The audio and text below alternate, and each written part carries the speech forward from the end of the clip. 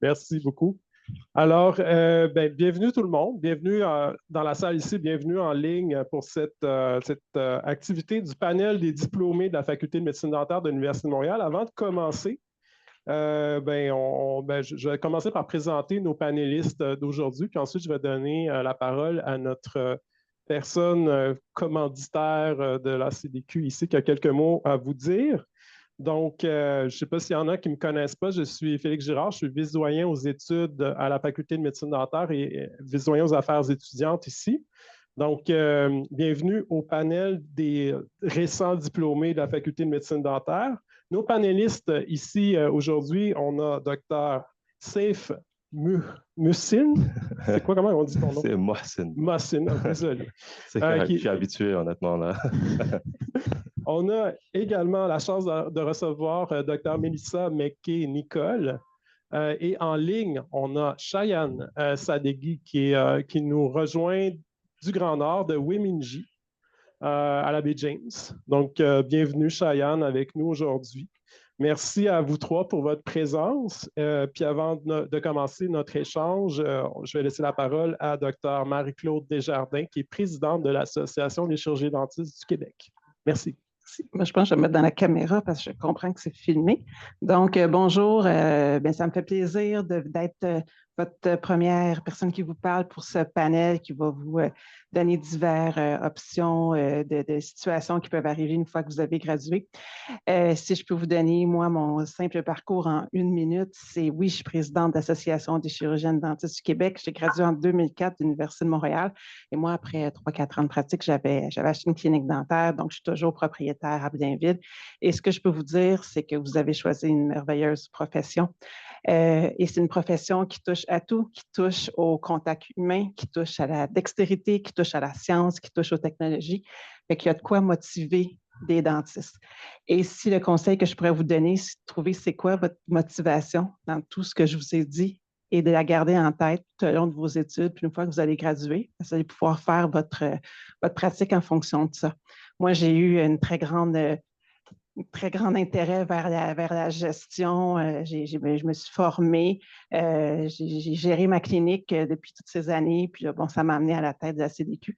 Fait que ça me fait plaisir de me présenter à vous aujourd'hui. Puis c'est le conseil que je vous donne. Gardez votre motivation en tête. Si des fois vous avez des petits downs, on pense à ça. Puis vous avez un très beau futur devant vous. Alors, merci, Dr. Desjardins. J'en profite pour remercier l'Association des chirurgiens dentistes du Québec pour être le partenaire officiel du Medenfest 2025, donc du présent événement. Merci pour votre soutien. Donc, on va commencer notre discussion entre nous. Dans le fond, eux sont partis de la Faculté de médecine dentaire. Il y en a qui reviennent. Mais on n'est jamais totalement... On passe... Vous êtes... Plusieurs personnes dans la salle sont en première année, puis je pense qu'ils commencent à le découvrir. C'est une famille, la Faculté de médecine dentaire. On passe par ici, puis on a envie de revenir éventuellement. Là, c'est le cas, on a une discussion ensemble. Je vais commencer avec Dr. Saif ici. D'abord, c'est un nom prédestiné pour être dentiste, ça, Dr. Saif. Ouais.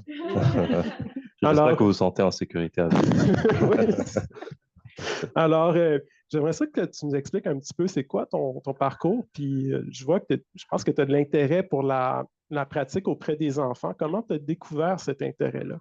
Fait que mon discours, en fait, mon parcours, un peu comme vous tous, ça a été à partir de l'Université de Montréal. Donc, j'étais un étudiant du cégep, puis je suis passé à travers, comme vous tous, ou la majorité, là, je pense.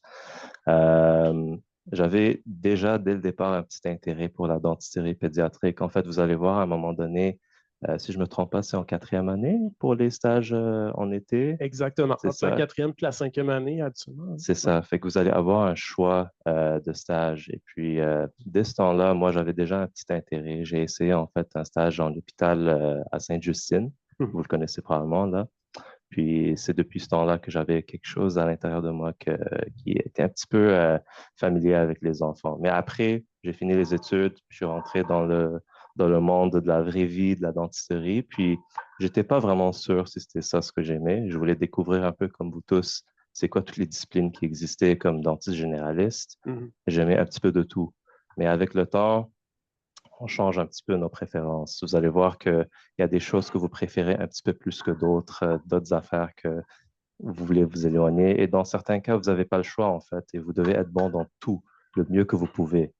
Mais à la fin de la journée, il y aura toujours quelque chose que vous préférez plus que l'autre. Puis moi, ça m'a apporté à vraiment bientôt restreindre ma pratique, en fait, la limiter juste pour les enfants, même si je suis dentiste généraliste, parce que c'est quelque chose qui m'a vraiment tenu à cœur.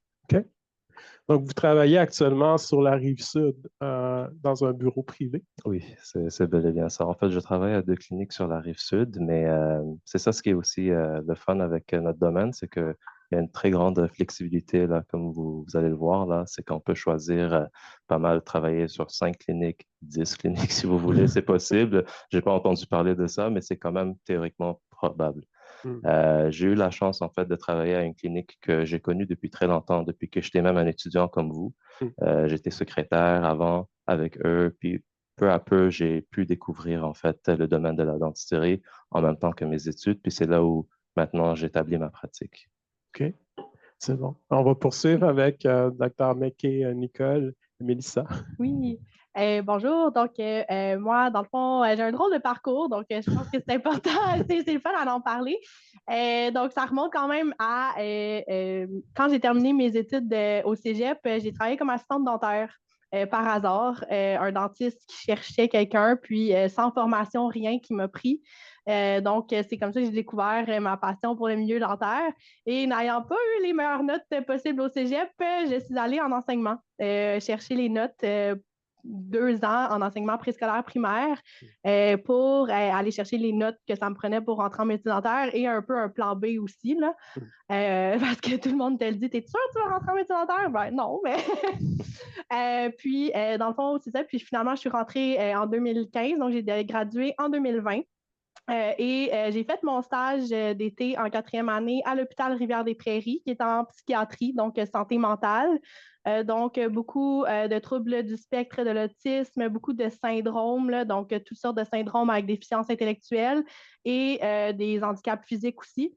Donc, ça m'a permis vraiment là, de découvrir un nouveau milieu et donc aussi qui m'ont offert de venir travailler avec eux quand je graduais. Donc, c'est le fun des fois des milieux de stage qui t'offrent des opportunités comme ça. Donc, à ma graduation en 2020, dans le COVID, avec les scaphandres sur la tête, j'ai reçu mon diplôme par la poste.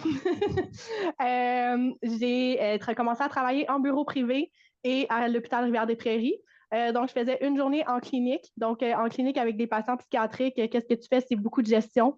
Gestion de patients, gestion de comportement, désensibilisation. Et on faisait un peu de contention aussi. Donc, ça m'a quand même fait découvrir là, beaucoup le côté, le côté patient, gestion de patient, comprendre les patients, comprendre aussi quand un patient est sur le bord de se désorganiser ou pas. Donc, tu apprends vraiment à sentir beaucoup les émotions de tes patients, des fois un peu trop peut-être. Le côté empathique, des fois, est un peu grand là, chez certains dentistes, donc il faut faire attention à ça aussi. Puis, travailler en anesthésie générale. Donc, il n'y a pas beaucoup de dentistes qui ont l'opportunité de travailler en anesthésie générale. Donc, moi, un patient, j'arrive, mon patient est endormi. Il y a un tube parfois dans la bouche, parfois dans le nez. Tu es plus content quand il est dans le nez que dans la bouche. Puis, on fait tout. Extraction, déo, nettoyage. Donc, tu sais, des vidéos Instagram que vous voyez, là, tarte mur à mur, là, moi, je vois ça tous les jours en psychiatrie. Donc, c'est vraiment un beau milieu que j'ai découvert et pratique privée aussi. Tout le long, depuis que j'ai gradué, j'ai toujours été en pratique privée aussi en même temps. J'ai aussi fait une année en santé publique. Comme dentiste conseil en santé publique en Mauricie. Donc, ça m'a permis de découvrir, comprendre, voir tous les programmes du gouvernement du Québec, là, donc les programmes de CELAN en milieu scolaire, dans les CHSLD, les programmes de brossage dans les garderies. Donc, de découvrir tout le côté de la santé publique. Santé publique. Puis là, ben, mon nouveau projet qui va être d'être de revenir ici à l'Université de Montréal. Donc, je commence officiellement aujourd'hui ma première journée comme clinicienne enseignante. Je vais avoir des étudiants en traitement global avec moi, donc des étudiants de 5e année qui sont qui vont être à mon petit groupe de traitement global, donc pour faire la prise en charge globale du patient. Donc, comme vous voyez avec mon parcours, j'ai touché un peu à tout parce que j'ai vraiment une approche avec mes patients, beaucoup d'éducation, beaucoup de prévention. J'aime vraiment travailler avec mes patients et non, si vous connaissez le paternalisme, là, toi, tu vas faire ça, tu as besoin de ça et tout. Donc, vraiment d'être plus centré avec le patient et tout. Donc, ça peu ça pour mon parcours. Bien, merci, puis bienvenue chez nous. Merci. Bienvenue chez toi. Donc, tu es notre première clinicienne enseignante dans l'histoire de la faculté ici. On a déjà eu des chargés de clinique, des cliniciens, mais une clinicienne enseignante, c'est un nouveau titre d'emploi qu'on inaugure aujourd'hui avec toi. Merci d'être là. Donc, c'est super intéressant. Et je vais poursuivre avec notre invité à distance, Dr. Shayan Sadeghi, qui est à distance de Wemindji. Shayan, pourrais-tu nous expliquer un peu ton parcours et c'est quoi qui t'a pris comme idée d'aller travailler aussi loin? Explique-nous ça, s'il te plaît. Oui, absolument. Merci de m'avoir invité. Je suis vraiment heureux d'être avec vous à distance. C'est un privilège pour moi. Et donc, en fait, je suis gradué de DMD en 2016. Et ensuite, j'ai fait une année de résidence multi à l'UDM encore. Donc, j'ai fini ça en 2017. On était à peu près 8 résidents. Et ensuite, j'ai gradué une deuxième année de résidence. C'est normalement un résident par année que ça se fait. C'est résidence approfondie en médecine dentaire et stomatologie. Normalement, on dit ça R2. Au CHUM, vraiment, ça m'a aidé beaucoup. Et j'ai commencé en automne 2018 à faire des remplacements dans les petites communautés autochtones région de la baie James. Pour les gens qui... En fait, je fais une petite parenthèse, c'est que pensez la partie le plus au nord au Québec. Donc, ça, c'est le Nunavik. Donc, les deux côtés, un côté, c'est la baie d'Hudson, l'autre côté, la baie d'Ungava. Et il y a une extension de la baie d'Hudson qui fait la baie James. Donc, ce n'est pas complètement au nord. Donc, c'est comme encore région forêt boréale. Et il y a différentes communautés autochtones CRI. Et justement, Dr. Girard qui nous avait parlé qu'il avait déjà travaillé là-bas. Et donc, ça m'a intéressé. Et justement, la R2 qui était avant moi a fait aussi travailler dans une autre communauté. Ça m'a intéressé. Et en fait, j'ai fait quelques remplacements que j'ai vraiment aimés. Et ensuite, j'ai décidé d'être le seul dentiste de village dans une des communautés qui s'appelle East Main. Donc, j'ai commencé en janvier 2019. Une petite communauté de 900 habitants à peu près. Donc, les Autochtones CRI qui habitent là. En fait, majoritairement sont des Autochtones CRI. Et en 2021, donc, il y avait une réorganisation du département. Donc, je suis venu à Wemindji et je couvrais East Main encore de temps en temps. En fait, disons une fois par mois. Donc, Wemindji, donc une communauté d'à peu près 1500 habitants. Je suis vraiment content. Donc, disons, encore une autre petite parenthèse, c'est que donc, je travaille à tarif horaire, dans le sens que, bon, il y a une entente entre l'ACDQ, l'Association des chirurgiens dentistes, et le gouvernement. Et donc, je suis comme considéré entre à peu près le secteur public. Disons, c'est une entente entre le conseil CRI où je travaille et le gouvernement. Donc, c'est financé par le gouvernement finalement. Et il y a des modes de tarifs horaires, mon horaire fixe, et donc je ne travaille pas à l'acte. Donc, une des raisons que j'ai décidé de venir ici, à part le fait que je suis tombé en amour avec le peuple, l'environnement et la nature.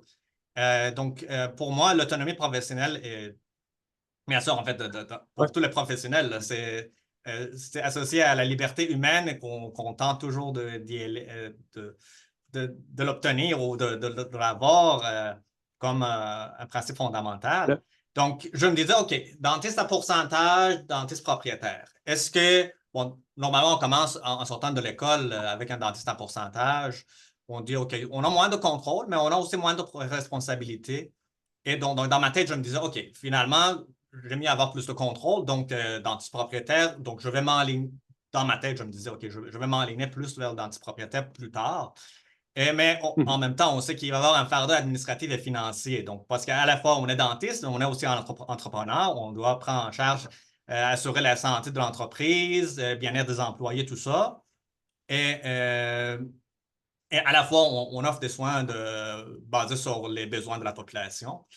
Et donc, dans ma tête, je disais que, OK, finalement, le secteur privé, il y a un enjeu inhérent là-dedans, c'est que, bon, il y a des valeurs qui peuvent être sous tension, qui, OK, en fait, c'est un art de concilier comment, OK, le côté, OK, je suis entrepreneur et en même temps, je suis dentiste.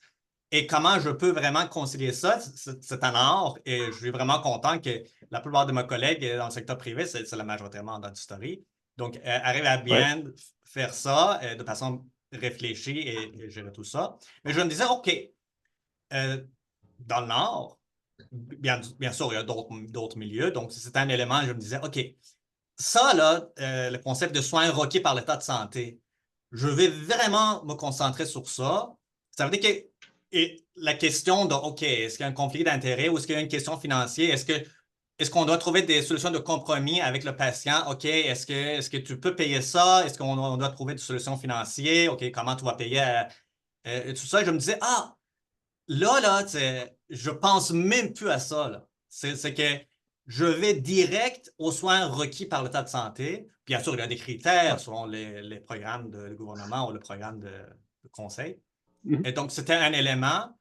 En plus de ça, donc, j'ai vécu un peu avec les gens sur place. Je voyais, c'est une autre façon de penser. Donc, ici, au sud, là, on dit, OK, tac, tac, tac, tac, c'est une séquence, on dit, on veut l'efficacité, on veut, mais disons, dans la culture autochtone, bien sûr, il y a différentes cultures autochtones sur différentes nations à travers le pays, mais que c'est comme, OK, est-ce qu'on peut, notre esprit, est-ce que peut aller un peu plus loin de ce qu'on vit normalement dans la vie urbaine?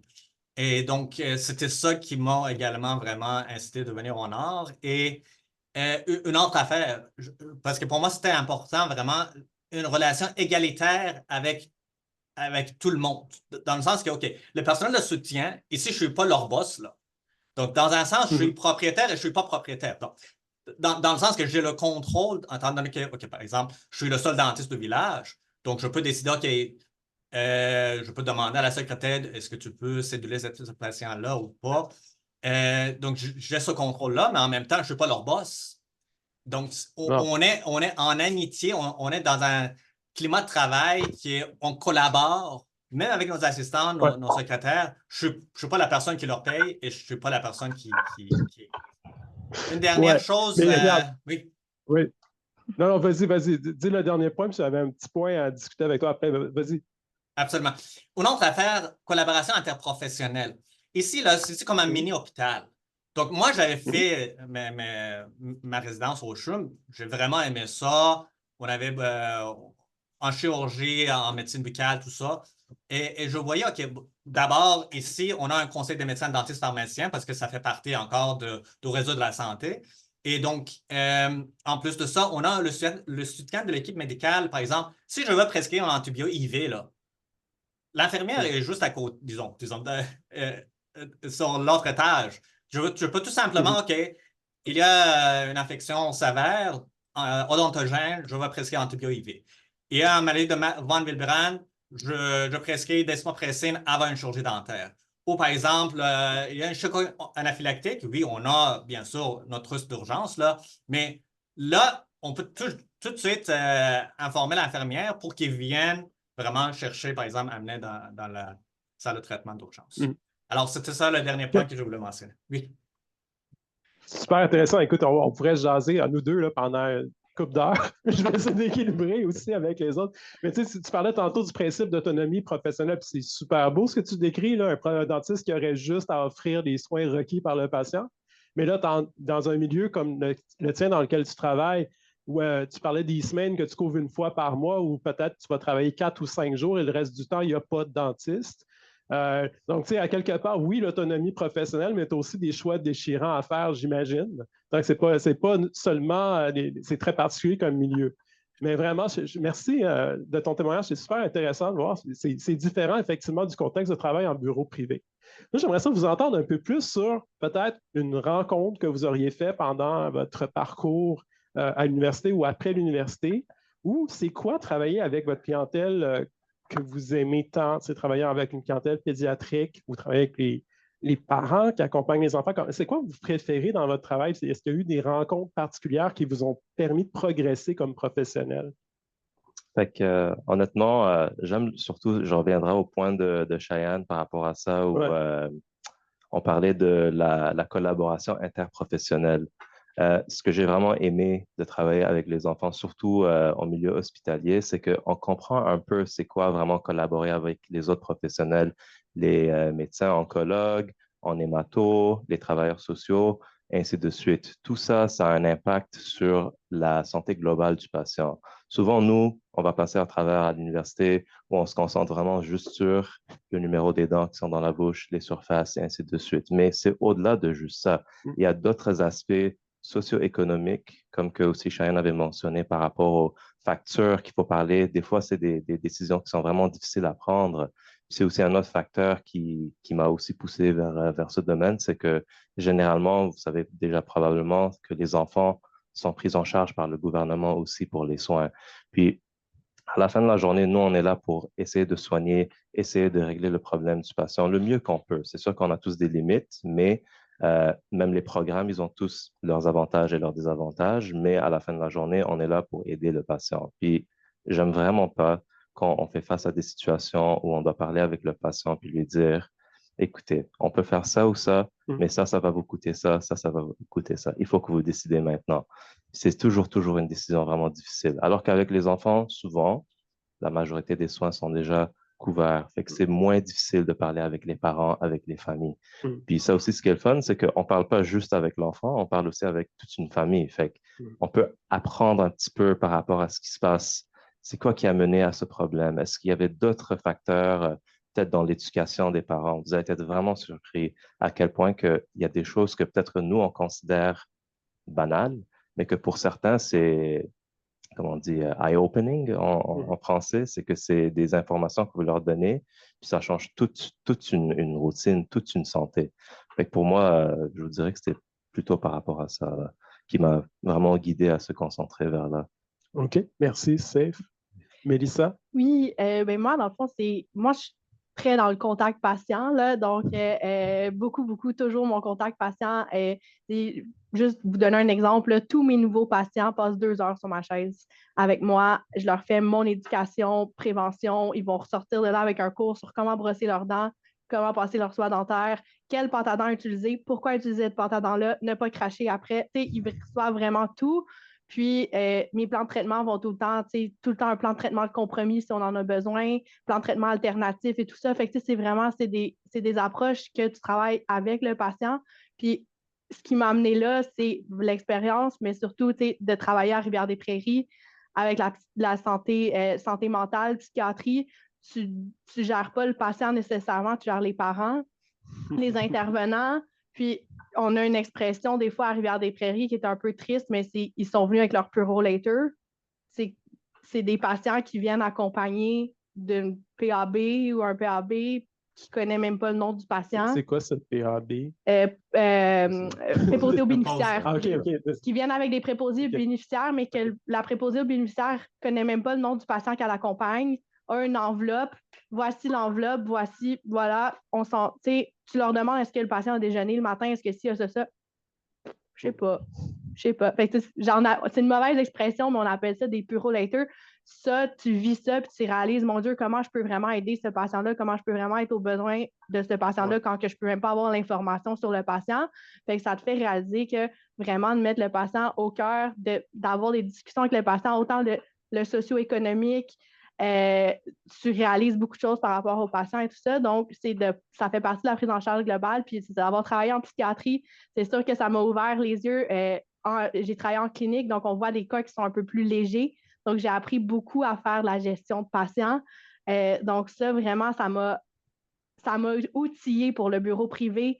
maintenant, je reçois de plus en plus, mon nom se passe, je sais que mon nom se passe dans des groupes de patients à besoins particuliers, puis j'en reçois de plus en plus sur ma chaise, des patients avec des troubles du spectre de l'autisme, mais qui sont encore très fonctionnels, qui sont verbales. Des fois, j'en ai des non-verbales aussi.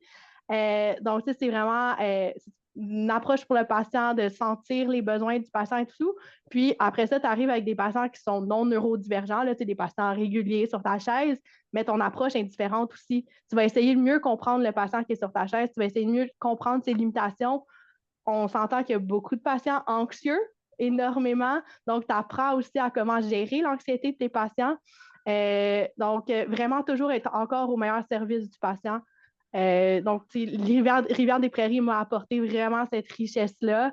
Fait que je pense que dans mes rencontres dans la vie, là, je pense que Rivière-des-Prairies m'a apporté beaucoup. Puis je pense que c'est un peu triste.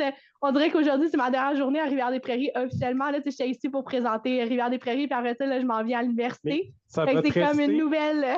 Ça va te rester comme bagage dans lequel tu vas avoir ensuite, tu vas pouvoir allumer des étudiants avec peut-être l'intérêt d'aller.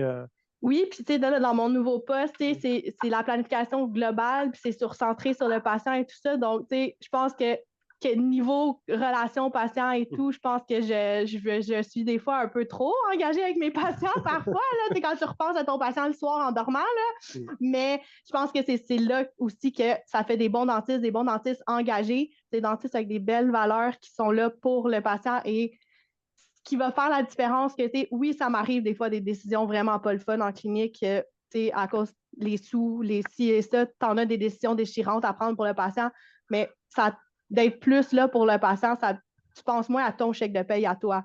Tu penses plus au patient puis à comment le prendre dans son ensemble.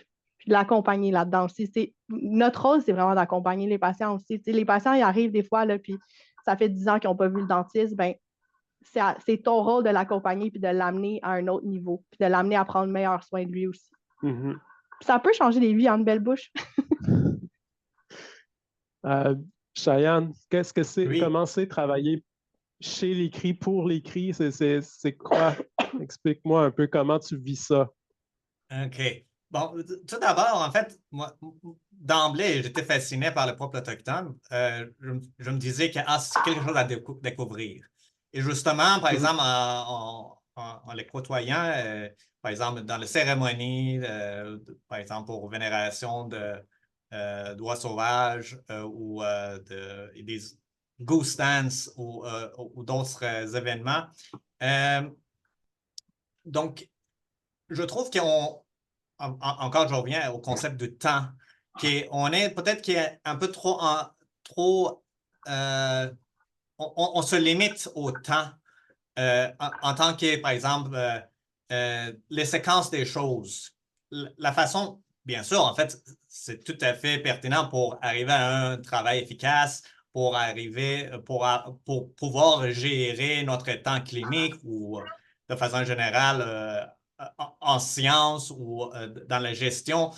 On aimerait avoir une suite logique, bien sûr, et avec des indications temporelles. OK, à tel moment, je veux faire ça, à tel moment, je veux faire ça.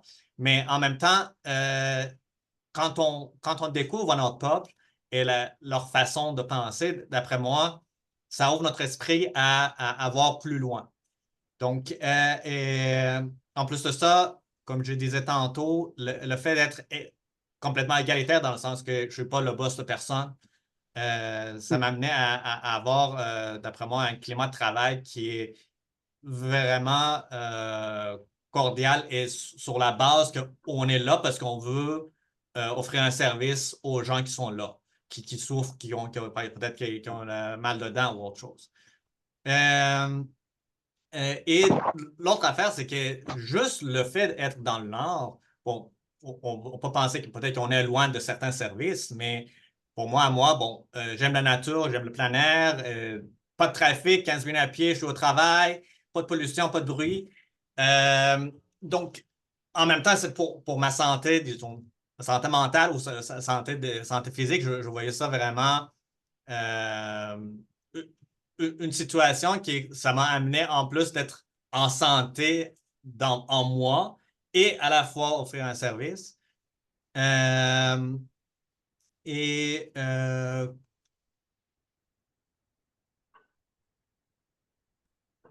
bien sûr, la vie n'est pas en rose, dans le sens qu'il y a toujours des situations difficiles, mais je trouve que avec la communication, bien sûr, c'est partout, là. Et on a un chef de département qui nous supporte, qui nous appuie, et avec d'autres collègues dans d'autres communautés. Bien sûr, il faut éviter l'isolement. On est parfois loin de nos amis, de nos familles, mais je trouvais que ça marchait avec moi. On a plusieurs sorties pendant l'année, que je pouvais retourner dans le sud. Et, bon, avec la technologie de l'information aussi.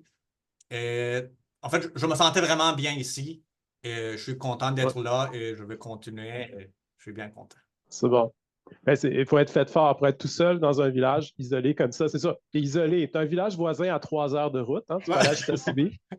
Mais comme à Chitassibi, il y a des récents gradués aussi qui sont là. Il y a Salomé Deschênes qui est gradué ici il y a quelques années. Il y a plusieurs dentistes récemment gradués de l'université qui se promènent. Il y a le chef dentiste à Coudjoie qui est aussi un récent diplômé. Oui, tout à fait, dans ma cohorte. Oui. Donc, on a plusieurs personnes qui ont passé par ici puis qui sont dans le Nord, qui font leur vie là-bas.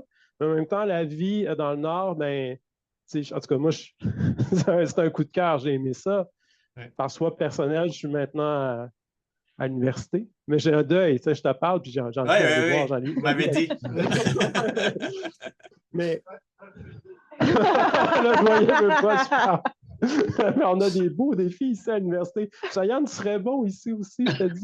Mais bref, on va pas sortir du Nord. Là. Donc, comment est-ce que vous envisagez donc le travail de dentiste? Comment ça a évolué depuis? On vous a fait une formation de médecine dentaire qui était, disons, on ne peut pas considérer que la formation de médecine dentaire de premier cycle qu'on offre sur 5 ans, même sur 5 ans, elle est complète, exhaustive.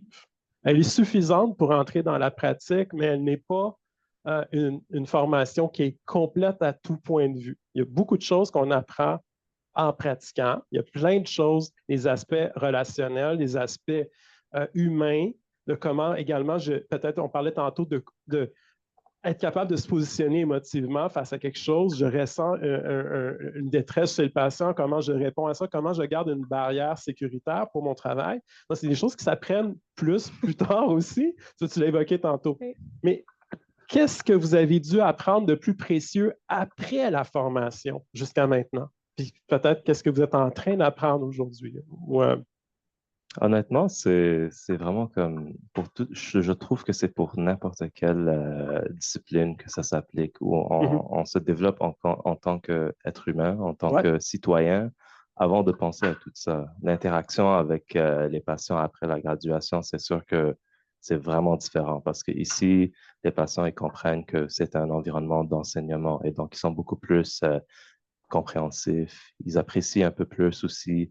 Mais des fois, on rencontre quelques patients qui sont un petit peu plus difficiles. Puis, je vais être honnête avec vous, au départ, je ne savais vraiment pas comment interagir puis gérer ces situations-là. Mais ça aide des fois d'avoir un dentiste qui a plus d'expérience. La plupart d'entre vous, quand vous allez commencer, probablement que vous allez être avec d'autres dentistes dans la pratique.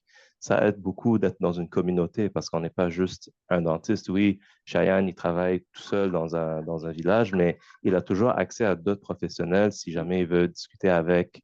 On a tous ce réseau-là et donc ça aide pour pouvoir mieux comprendre comment interagir. Donc, je vous dirais que c'est pas vraiment par essai-erreur. Oui, en partie, qu'on apprend comment gérer ces situations-là, mais aussi par l'expertise de ceux qui sont plus vieux que vous. Il faut toujours pas avoir peur de demander, parce que c'est souvent quand on a un petit peu trop de confiance, mais en fait, ça tombe plus dans l'arrogance à ce moment-là, qu'on fait des erreurs. Fait qu'il y a une différence entre la confiance en soi, l'estime de soi ou l'arrogance. Puis moi, je trouve qu'avec le temps, on développe l'estime de soi parce qu'on fait les bonnes choses le mieux qu'on peut avec l'aide des autres, pas tout seul. Hein. Bien sûr, l'indépendance professionnelle, à un moment donné, ça s'en vient. On devient de plus en plus bon. On cherche des formations dans les choses qui nous sont plus intéressantes, que ce soit à la résidence ou dans les formations continues et ainsi de suite, ou des programmes de spécialité. mais on devient bon avec le temps. Puis moi, honnêtement, ce qui m'a aidé à l'université, c'est surtout qu'on nous a appris qu'il faut toujours apprendre, il faut toujours demander, il faut toujours être sûr que est-ce que c'est ça vers là qu'on veut s'en aller? Est-ce que on a l'opinion de quelqu'un pour nous aider en cas où qu'il y a quelque chose qui se passe pas bien, hein? Le nombre de fois qu'on essaie de faire des chirurgies puis que ça se passe pas bien, on est comme, oh my God, qu'est-ce que je fais? Il y a un dentiste qui est avec nous, ça aide. Mais pour que ça ne se rende pas à ce point-là, il faut avoir déjà les ressources, il faut savoir où s'en aller, comment apprendre avec les formations. Donc, honnêtement, je suis quand même assez satisfait de la formation. Vous dites elle est juste assez, mais c'est en fait justement ça. Je trouve elle est juste assez bien faite pour qu'on sait vers où s'en diriger. Mhm. Moi, j'ai fait l'erreur là, de commencer à travailler dans une clinique toute seule. C'est une erreur selon toi? Ben oui. Ben, je sais pas. Quand tu reçois ton diplôme par la poste puis que tu n'as pas été en clinique depuis le 13 mars, puis tu rentres en clinique le 20 juin, puis que tu n'as pas touché à des dents depuis 3 mois, puis tu rentres tout seul dans une clinique avec 2 hygiénistes, tout un baptême. Est-ce que je referais ça? Probablement pas. Je pense que c'est là vient le point où d'être vraiment entouré. De t'entourer des bonnes personnes, t'entourer des bons mentors, autant pour développer ta confiance. Puis c'est pas parce que tu ressors de l'université et qu'il te manque de connaissances, c'est peut-être qu'il te manque peut-être le mental sur comment bien appliquer tes connaissances. Donc, c'est l'application. Les connaissances sont là, la pratique est là, c'est plus la mise en application avec les patients qui te restent à travailler. Donc, d'avoir des mentors autour de toi va t'aider beaucoup. Mais une autre chose aussi, je pense que le réseau dentaire en général gagne énormément à se parler plus. Des difficultés qu'on vit, on en vit beaucoup de difficultés. Puis quand tu regardes la page, exemple, Dentistes du Québec sur Facebook, il y en a des publications des fois sur certaines difficultés que les gens vivent et tout. Puis là, tu lis ça et tu dis « Hey, je suis pas toute seule! » Ça, je pense, ça fait du bien aussi. Donc, d'être bien entouré autant du côté mentor, mais autant aussi du côté comme plus psychosocial. C'est pas facile être dentiste, c'est pas facile au début de carrière non plus. Les patients, ils vont pas nécessairement te faire confiance comme ça. Il faut que tu la gagnes, la confiance des patients. Donc, de se supporter entre nous pour ça aussi, ça fait une grosse différence, ça fait un gros morceau sur notre émotionnel puis notre psychosocial à nous-mêmes. Là. Donc, de se parler entre nous, d'utiliser nos collègues. Merci, Mélissa. Cheyenne? Oui, en fait, je veux encore souligner le fait de la confiance en soi. Et dans mon cas à moi, là, le fait que, pas parce que j'avais pas de confiance en moi-même, mais par exemple, en faisant la résidence multi et aussi une deuxième année de résidence, vraiment, ça ouvre un peu nos yeux aux horizons parce que normalement, en fait, nos patrons à l'hôpital sont, par exemple, des chirurgiens maxillofaciaux, des spécialistes. Et vraiment, justement, ça aussi, ça nous aide à bâtir notre confiance en soi. Et d'après moi, tout à fait, la formation de DMD à l'Université de Montréal, ça nous donne une bonne base. Donc, déjà en partant, on est vraiment bien, mais dans mon cas à moi, en plus, le fait de faire des résidences multi, ça m'a aidé à être vraiment, vraiment confiant sans avoir l'orgueil d'être que, j'ai pas de limite. Mais d'être le seul dentiste du village. Et en plus, bon, on a toujours le contact avec d'autres dentistes dans d'autres villages. Et bien sûr, en fait, c'est impossible de penser que, OK, est-ce que le DMD, le programme, va nous donner tout? Mais bien sûr, non. C'est pour ça que d'ailleurs, il y a une formation continue qui est exigée par l'Ordre des dentistes. C'est d'ailleurs parce que c'est un apprentissage en continu, toute notre vie, là. Et plus d'expérience qu'on a, plus de confiance en soi qu'on a, et plus qu'on est entouré de bonnes personnes et à garder contact avec nos collègues de l'école ou avec des dentistes plus expérimentés. Donc, plus facile ça va être. Bien sûr, tout le monde va faire des erreurs. On apprend de nos erreurs, on continue. Super. Oui, Mélissa. Oui, je rajouterais peut-être aussi, un peu comme Dr Desjardins a mentionné plus tôt, gardez toujours votre passion en tête, votre motivation en tête. Ça va vous aider dans les moments un petit peu plus difficiles, surtout en début de carrière, où des fois, ça peut être un petit peu plus difficile. Fait que tu gardes ça en tête, puis tu vas te rendre compte que tu vas te rendre là éventuellement. Puis, connaître nos limites. Oui. Connaître nos limites. Ça, pour ceux qui l'ont vu, Dr. Cosman, là, we don't need more cowboys. Là. On n'a pas besoin des cowboys en médecine dentaire. On en a besoin de moins de cowboys. Là. Donc, connaître ses limites va t'empêcher d'être cowboy puis de te mettre dans des drôles de situations avec des patients aussi. Puis ça, je pense que ça fait une grosse différence aussi là, sur ta propre confiance à toi, mais sur la confiance que les patients vont avoir envers toi aussi.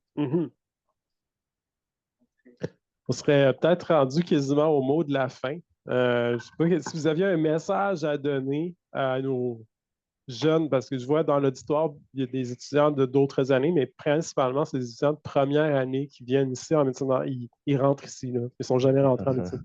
Ils sont ici, puis ils vous écoutent. Vous qui êtes récemment gradués du programme, puis vous avez goûté à la pratique autonome de dentiste, qu'est-ce que vous avez à leur dire comme message d'avenir ou développement personnel?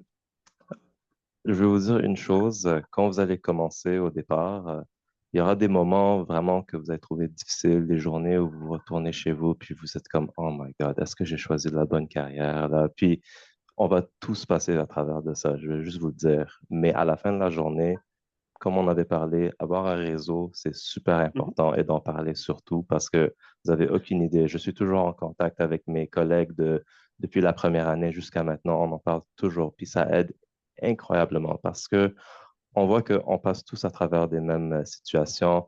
Vous n'êtes vraiment pas tout seul. Il faut en parler. Puis il faut toujours partager ses expériences. Puis vous allez voir qu'avec le temps, ça devient de plus en plus comme gratifiant. Vous allez comprendre pourquoi on fait ça, pour quelles raisons et pourquoi. Au départ, on comprend vraiment juste la science, la pratique, l'éthique, puis c'est tout. Mais après, le côté humain, ça ne s'enseigne pas. C'est quelque chose qu'on apprend avec le temps. Puis lorsque vous allez finir les études et passer dans le monde de la vraie dentisterie, c'est là où on va vraiment le constater. Oui. Merci. Moi, le meilleur conseil que je peux vous donner, puis surtout pour ceux qui commencent, c'est absorber. Absorber beaucoup pendant vos 5 ans. Vous allez être obligé d'absorber, mais absorber encore plus. Prenez tout ce que vous pouvez prendre, surtout en clinique. En clinique, là, c'est le moment. Vous êtes tellement bien entouré à l'Université de Montréal. Vous avez les spécialistes, vous avez les profs, vous avez tout. Prenez ce qu'on vous donne, puis absorbez-le le plus possible parce que vous aurez plus ça après. Là. Ils vont toujours être là, les profs vont toujours vous répondre. C'est ça aussi, l'Université de Montréal, c'est beau. Tu peux toujours écrire à un de tes profs que tu as eu, puis ils vont te répondre. Là, ça, c'est magnifique aussi. C'est ce qu'ils veulent dire aussi par petite famille. Là. C'est pour ça qu'on est plein à revenir après. Comme j'ai dit, après, une fois que tu passes le PTSD, là, c'est une blague. non, c'est des blagues. Mais, c'est beau revenir ici, c'est beau. Je reviens ici aujourd'hui, puis tu recroises tout le monde, puis tout le monde se reconnaît, puis c'est pas pour rien que les gens restent ici pendant longtemps, parce que c'est beau, puis c'est une belle formation. Puis, comme on a dit, entourez-vous bien, ça va vraiment faire toute la différence. Une autre chose aussi, c'est que pendant que vous êtes aux études, vous avez des beaux étés, profitez-en. Profitez-en, oui, pour vous reposer, pour en profiter, mais exposez-vous au milieu dentaire. Il y a plein de cliniques, surtout en ce moment avec la pénurie de main-d'œuvre, qui vont se faire un plaisir de vous recevoir, que ça soit comme assistante volante, que ça soit comme... Ils vont se faire un plaisir de vous recevoir, vous allez voir, vous allez découvrir le milieu, c'est quoi. Ouais. Il y a plein d'opportunités aussi pour vous engager, il y a d'entraide. Impliquez-vous, le plus que vous impliquez, le plus que vous en donnez dans le milieu dentaire, le plus qu'après, vous allez être vraiment des meilleurs dentistes, puis des dentistes plus confiants, plus forts. Moi, je vous dis, je me suis impliquée dans d'entraide tout mon parcours. Après ça, quand j'ai gradué, je suis devenue administratrice à la Fondation de l'Ordre des dentistes. Puis là, je suis présidente de la Fondation de l'Ordre des dentistes. On m'aurait dit ça avant, j'aurais jamais cru, là. Donc, tu sais, c'est de s'impliquer, c'est d'en apprendre plus, puis on se fait plein de nouveaux contacts aussi, puis c'est ça qui va vous rendre des personnes plus fortes. Pas juste des dentistes plus forts, mais des personnes plus fortes aussi. Merci, Mélissa. Un beau témoignage. Cheyenne? Oui, comme Dr. Desjardins disait tantôt, on a une belle profession. Donc, alors, ayez confiance en vous tout en connaissant vos limites, là, et savourez les différentes façons de pratiquer la médecine dentaire. Faites les remplacements ici, là, savourez ça, et ensuite, vous allez trouver votre chemin. Ouais. C'est ça. Il n'y en a pas juste un chemin. Et vous avez vu, moi, j'en touché à des choses. Là. Oui, c'est comme tes multiples. Les potentiels sont multiples devant toi. Il y a plein d'options. D'avoir invité des panélistes complètement différents. Ben oui, c'est trop. Tu sais, moi, je dis, on aurait voulu inviter des anciens diplômés avec des profils totalement diversifiés. On dirait des dentistes atypiques. Non, chaque dentiste peut décider d'avoir des cordes à son arc qui diffèrent. C'est pas un moule, c'est plein de modèles. J'accroche sur ce que j'entendais tantôt de cultiver des liens. Tantôt, Safe en parlait, mais tu sais, à l'intérieur, puis on le disait encore ce matin dans l'atelier avec Sophia, on développer des liens entre vous pour aider des collègues. Les gens de la MDOM aussi nous disent la même chose. Impliquez-vous. Impliquez-vous pour servir vos cohortes d'étudiants. Mais l'expérience humaine que vous développez à côtoyer vos collègues, à vous entraider l'année qui vous suit après, c'est quelque chose qui est précieux puis qui reste. Moi, je vous partage que je suis gradué d'ici de l'Université de Montréal aussi. Ça fait 25 ans, je suis gradué en 2000. Il y a des amis que j'ai aujourd'hui qui sont très proches de moi, qui viennent, que j'ai connus dans le cours de médecine dentaire. Mon père a gradué ici à l'Université de Montréal en 1972. Mon père, je l'invite pour souper en fin de semaine à la maison, puis il me parle de son souper qu'il a fait avec 3 collègues de sa promotion de 1972 la fin de semaine d'avant. Je veux dire, ce genre d'expérience de vie-là, ça devient possible parce qu'on a cultivé des liens avec des gens avec qui on étudie pendant une période. Puis médecine dentaire, non, ce n'est pas un long fleuve tranquille. Il y a des éléments stressants.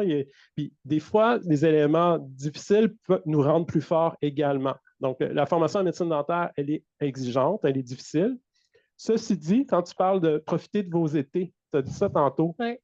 Notre programme est très chargé, médecine dentaire, doctorat de premier cycle en médecine dentaire, 219 crédits. C'est quasiment 2 bacs et 1 tiers que vous décidez de faire comme ça, vous êtes volontaire.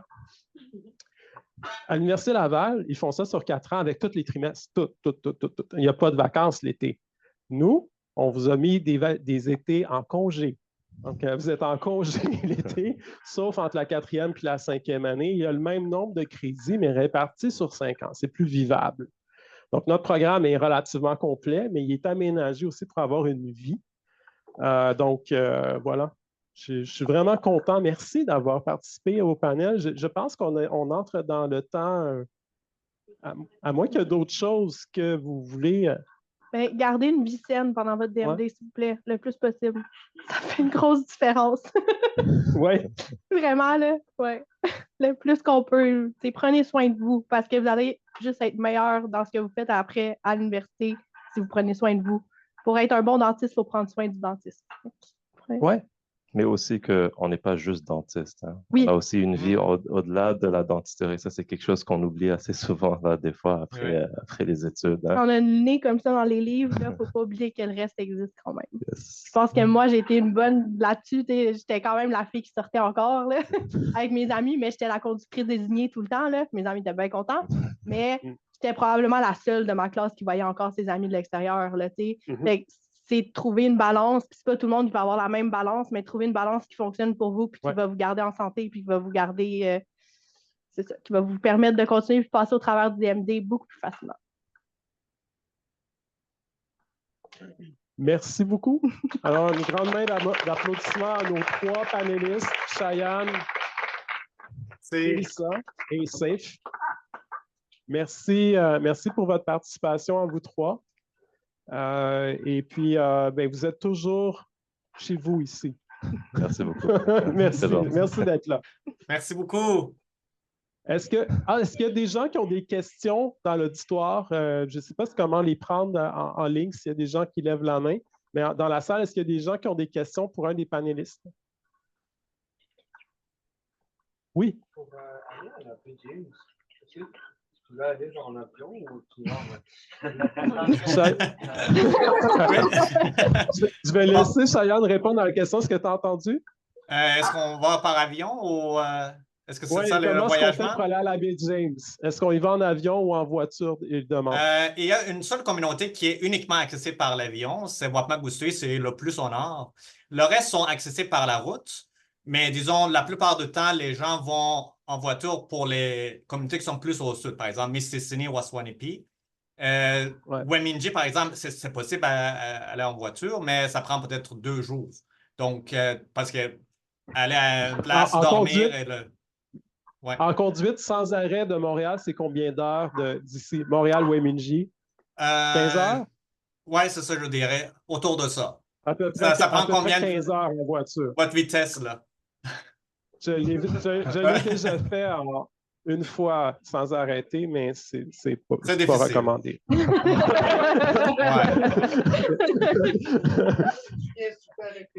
Moi, c'est ça. Okay. Ouais. Alors, ouais, ça se fait les deux en général pour la baie James. Pour le Nunavik, toutes les communautés c'est par avion. Mais la Régie d'assurance maladie, avec l'entente négociée, Dr. Desjardins, la CDQ a négocié une entente avec la Régie d'assurance maladie du Québec, avec le ministère de la Santé.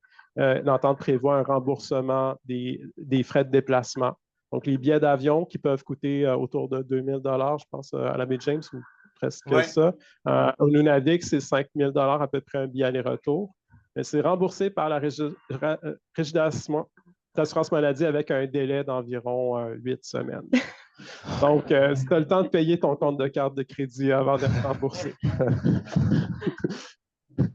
Des points. Oui. Oui. Vous avez dit que vous allez convertir votre pratique en plus pour la dentiste que thérapie. Je voulais savoir, est-ce que pour faire ça, est-ce qu'il fallait faire une spécialité en pédiatrie ou c'est faisable sur la dent?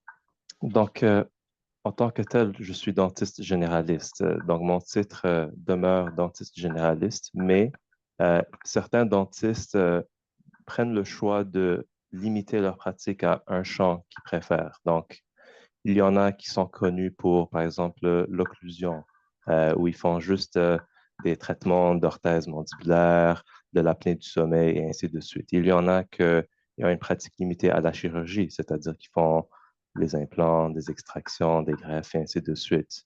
C'est un petit peu le même style, mais tu n'es pas obligé d'être spécialiste pour faire cela.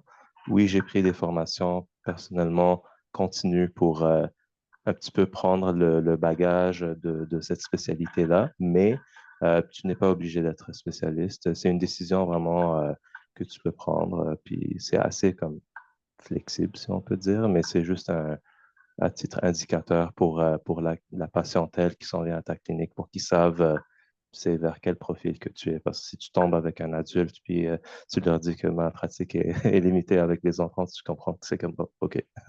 OK. En fait, pour rebondir à ça, est-ce que vous croyez que si jamais, pour faire ce que vous faites, est-ce que vous croyez qu'une spécialité peut ajouter un petit bonus à votre formation ou bien c'est déjà assez complet, vous n'avez pas besoin de... C'est une bonne question. En fait, quand tu vois ce que les résidents y font versus ce que nous, on apprend, par exemple, dans les formations continues, c'est deux games différentes. La résidence, c'est du temps plein à juste faire ça tous les jours à l'hôpital ou dans des centres spécialisés où tu fais juste ce traitement-là, juste ces spécialités. Fait que c'est certainement c'est pas juste un bonus, c'est un très, très grand bonus que tu as quand tu fais la spécialité parce que tu as fait une formation qui est concentrée juste pour ça. Il y a certaines formations continues qui existent, qui sont comme intensives et tout ça. Et oui, ça t'aide à apprendre un petit peu ce que tu veux apprendre, mais ça va jamais rejoindre le même niveau qu'une spécialité. Donc, si toi, tu trouves un intérêt pour quelque chose, c'est sûr que à quel point est-ce que c'est quelque chose qui te passionne? Parce que si tu es vraiment, vraiment passionné par ça et que tu te vois juste faire ça pour le restant de ta vie, ben, une spécialisation, c'est absolument ce que tu cherches. Mais si tu penses que tu veux être bon à faire ça, peut-être pas nécessairement pour toute ta vie ou juste ça dans ta pratique, les formations continues, c'est quelque chose qui est plus intéressant en tant que gradué ou dentiste généraliste. C'est bon? Je vais me permettre de complémenter la question que tu as posée tout à l'heure. Donc, un dentiste généraliste n'a pas besoin d'être spécialiste pour faire des actes parce qu'on va vous apprendre à faire aussi discipline. Mais l'inverse est également vrai. Alors, moi, je suis spécialiste, je suis prosthodontiste, mais il n'y a rien qui m'empêche de faire des extractions, de mettre des implants, de faire des traitements de canaux si je veux. Je ne le fais pas par choix, mais c'est ça. Puis, spécialiste, ça ne veut pas dire qu'on va faire que ça pour le restant de sa vie. Je suis spécialiste, puis il y a plein de choses qui m'intéressent dans la vie autre que la dentisterie, même si je suis très investi. Vous avez le temps pour autre chose? Et là, pas bien, mais... Le ancien bureau est pluripotent. Il est ébéniste, musicien, il est père de famille. Skieur. Il est skieur, oui, il fait plein de choses. C'est ça, il peut avoir plein de champs d'intérêt. Et c'est ça, je pense que c'est une bonne affaire. Cultiver ces champs d'intérêt à l'extérieur de médecine dentaire. Je vous disais tantôt, je vous encourageais à cultiver les liens entre vous dans la cohorte de médecine dentaire. On parlait de cultiver le cercle social que vous avez déjà d'emblée par vos amis, par votre famille. C'est précieux également. Mais pensez au jour où vous allez prendre votre retraite. Peut-être que vous, ça semble loin, mais pensez aussi qu'à un moment donné, on tombe avec juste nous, juste le conjoint, les enfants peut-être qui font d'autres choses, mais avoir ses propres champs d'intérêt, avoir ses hobbies, avoir ses cercles d'amis, c'est quelque chose qui permet également de prévoir, d'envisager un futur, puis de bien vivre sa retraite. Pourquoi pas faire ça tout le long de la carrière aussi, tu sais? C'est important, je pense. Oui. Une question ici? Oui. Oui. Donc, bonjour, j'ai une question pour Dr. Saïf et Dr. Petit. Vous avez dit que vous avez travaillé en tant que secrétaire dentaire ou assistant dentaire. Est-ce que vous avez fait ça pendant l'université ou plus pendant l'été ou après le cégep? Pendant l'été. J'ai jamais travaillé pendant le DMD, là, non. Ouais, pendant l'été. Il y en avait quelques-uns qui travaillaient, là, il y en avait. Ouais. Mais j'aurais pas été celle qui l'aurait faite, non. Ouais, c'est sûr que les études sont vraiment déjà assez chargées. Rajouter, oui, moi aussi j'en connais, mais ça dure pas longtemps, là, je te le dirais.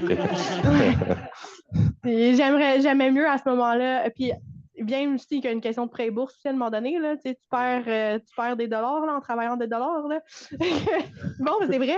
Il y a un calcul à faire éventuellement. Là. Ah ouais. Oui, ben, tu perds de l'argent en pré-bourse si tu fais trop d'argent. Là. Fait que tu viens à faire un calcul aussi éventuellement. Mais non, je travaillais tous mes étés. Je voyageais aussi, là, j'en profitais. Mais pendant le DMD, là, non. Déjà, garder des hobbies, c'est difficile des fois. Là, donc, ouais, je pense que vient là le message de prenez quand même soin de vous. Là. Perdez-vous pas trop là-dedans. Mais profitez-en quand même si vous avez cette opportunité-là parce que ça vous aide à un petit peu comprendre la vraie vie avant de s'y rendre là. Puis vous avez déjà un petit peu les intérêts parce que moi aussi, ça a commencé de là. Oui, je parlais un petit peu de mon stage à l'hôpital, mais si j'avais pas fait mon travail avec un dentiste qui, lui, avait déjà une pratique limitée aux enfants, j'aurais pas découvert ça dès le départ. Fait que si jamais vous tombez sur une situation où vous pouvez travailler ou au moins avoir, pas forcément de travail, là, mais il y a aussi comment on dit là, des observations et tout ça, c'est quelque chose quand même assez intéressant. De toute façon, à un moment donné, vous allez être forcé de le faire là, entre la 4e et la 5e, fait que vous allez quand même voir, mais si vous avez avant ça aide énormément. C'est une belle façon de voir différents chapeaux dans une clinique aussi, là. Donc, de voir qu'est-ce que l'assistante fait. Et moi, d'avoir été assistante dentaire fait en sorte que maintenant, je suis très gentille avec mes assistantes. J'ai des assistantes qui m'ont dit qu'il y avait des dentistes qui me piquaient les instruments. Puis jamais de ma vie, je vais piquer un instrument. Ben, je le ferai pas trop, là, c'est pas ma personne. Là. Mais reste que ça te donne l'autre côté de la médaille aussi de comprendre c'est quoi assister un dentiste, puis c'est quoi faire une salle en 30 secondes, puis faire, ça se fait pas en 30 secondes, là, mais ça te donne l'autre côté de la médaille aussi, fait que ça t'aide à comprendre après ça, quand toi, tu vas avoir ton rôle de dentiste, ben, l'équipe ressemble à quoi, comment l'équipe travaille, comment les hygiénistes travaillent, puis tout ça, donc de comprendre l'autre côté de la médaille aussi. Puis si éventuellement vous devenez propriétaire de clinique, ben, ça vous a déjà donné une bonne vue d'ensemble de ça a l'air de quoi. C'est ça, j'aime ça parce que il y a beaucoup d'affaires il y a beaucoup de choses qu'on pourrait dire en se mettant à la place de l'autre un peu. On peut se mettre à la place du patient.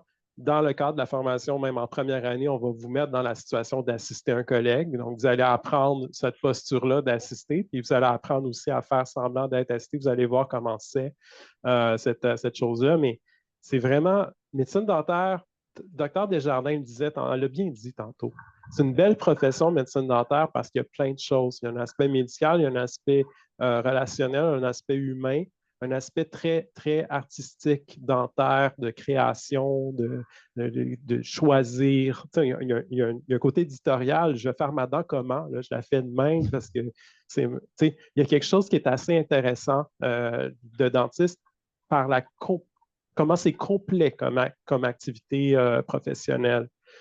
Mais l'aspect humain, l'aspect de comment je travaille avec l'autre, que ce soit le patient ou mon équipe avec qui je travaille quotidiennement, comment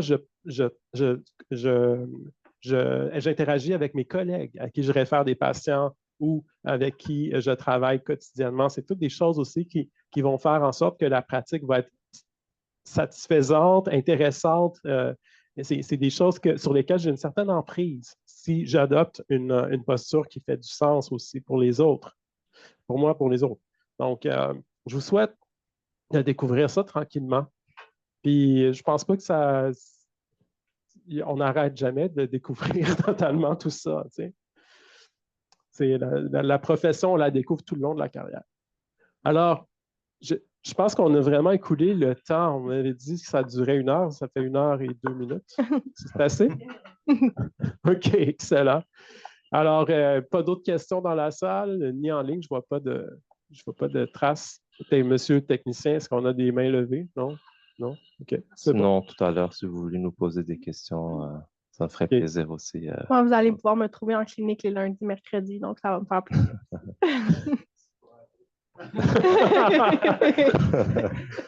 Alors, merci à vous. Et si c'est le cas, bienvenue encore une fois dans le programme de médecine dentaire. On est content de vous accueillir, puis on vous accueille encore demain. Je pense qu'il y a des activités pour vous. Bassel, est-ce que c'est tout? Je suis pas moi le responsable, mais oui, il y a des activités pour vous demain. OK, c'est bon. Ce week-end. Yes. Vendredi, samedi aussi. Donc, oh, wow, super. Hâte de vous voir à ce moment-là. Donc, les étudiants s'accueillent entre eux. Allez-vous encore à la cabane à sucre? La cabane à sucre? Hein? Samedi, une île. Ouais. OK. On prend l'autobus, puis on passe un peu la journée à une île, puis il y a plein d'activités, puis tout le monde commence à parler. Cool. Ouais. Ça a vraiment évolué, là. Hein? Oui, c'est ça. Nous, c'était une cabane à sucre. C'est bon. C'est pré-COVID, post-COVID. C'est vrai. Parfait. Bon, ben, bienvenue à tous aussi, puis merci de nous avoir accueillis aujourd'hui aussi pour ce beau panel avec vous. Merci, Saïf. Merci, Cheyenne. Merci beaucoup. Merci, Cheyenne. Merci. Merci beaucoup.